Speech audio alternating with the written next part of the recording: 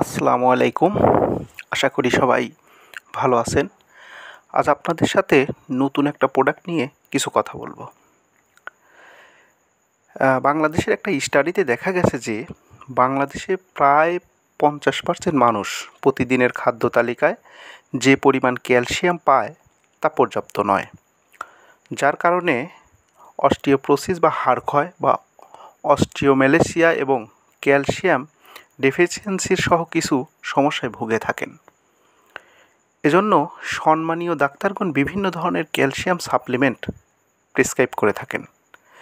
Calcium সাপ্লিমেন্টের মধ্যে রয়েছে coral calcium, Excel calcium এবং রক ক্যালসিয়াম।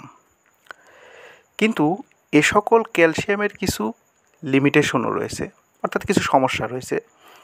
যেমন কোরাল ক্যালসিয়ামের ক্ষেত্রে যদি আমরা বলি, তাহলে এই কোরাল ক্যালসিয়ামটা হচ্ছে ব্রেন এবং নার্ভ ড্যামেজ করে, কারণ ইটস কন্টেইন ট্রেস এলিমেন্টস, অর্থাৎ এতে ট্রেস এলিমেন্টসের উপস্থিতি লক্ষ্য করা যায়। পাশাপাশি হচ্ছে এক্সেল ক্যালসিয়াম, যেটা হচ্ছে ক্ষতিকর ব্যাকটেরিয়া বহন করে।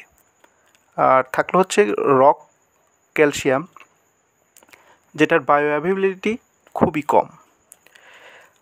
ক্যালসিয়ামের এই সকল লিমিটেশনগুলো ওভারকাম করার জন্য নিপ্রো জেএমআই ফার্মা বাজারে নিয়ে এসেছে ক্যালজি-ডি এবং ক্যালজি-ডিএক্স, যেটা মূলত অ্যালজি সোর্স। ক্যালজি-ডি বা ক্যালজি-ডিএক্স ন্যাচারাল সোর্স ক্যালসিয়াম হওয়ার কারণে সবথেকে বডি ফ্রেন্ডলি, যার কারণে এটার অ্যাবজর্পশন হয় অনেক বেশি। হাইপার অ্যাসিডিটি ও কনস্টিপেশনের কোনো সম্ভাবনা থাকে না।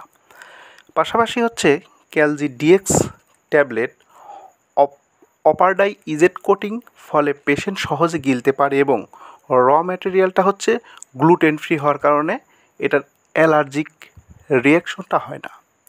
সেজন্য বলা যায় ক্যালসিয়ামের ঘাটতি পূরণে এবং অস্টিওপোরোসিস, অস্টিওমেলাসিয়া এবং ক্যালসিয়াম ডেফিসিয়েন্সির এবং পোস্ট মেনোপজাল ওমেনদের জন্য ক্যালজি-ডি এবং ক্যালজি-ডিএক্স হতে পারে একটি আদর্শ ক্যালসিয়াম সাপ্লিমেন্ট। ক্যালজি-ডি এবং ক্যালজি-ডিএক্সের ডোজেস গাইডলাইন হচ্ছে প্রতিদিন 2টি করে ট্যাবলেট খাওয়ার পরে। ধন্যবাদ।